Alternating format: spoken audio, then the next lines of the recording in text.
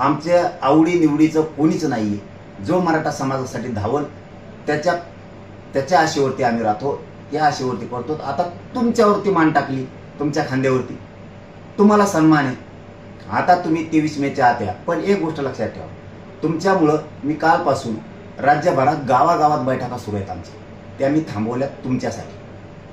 फक्त आम्हाला धोका देऊ नका, समाजाशी दगाफटका पक्षासाठी आणि सरकारसाठी करू नका.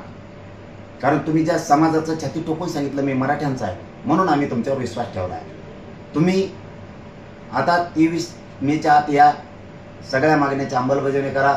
फक्त पुन्हा पुन्हा तेच सांगतो, तुमच्यामुळे मी राज्यातल्या बैठका थांबवल्यात आणि तुम्ही जर नाही आलात तर इथं आम्हाला राहिलेल्या दिवसात तयारी होणार नाही. 30 मेचं मी आंदोलन थांबवू शकत नाही, ते थांबणार पण. तुम्ही मंजुऱ्या द्या, काय करायची गरज आम्हाला आंदोलन करायची गरजच नाही. फक्त धोका मात्र आता समाजाशी होऊ नये हे तुम्ही लक्षात ठेवा.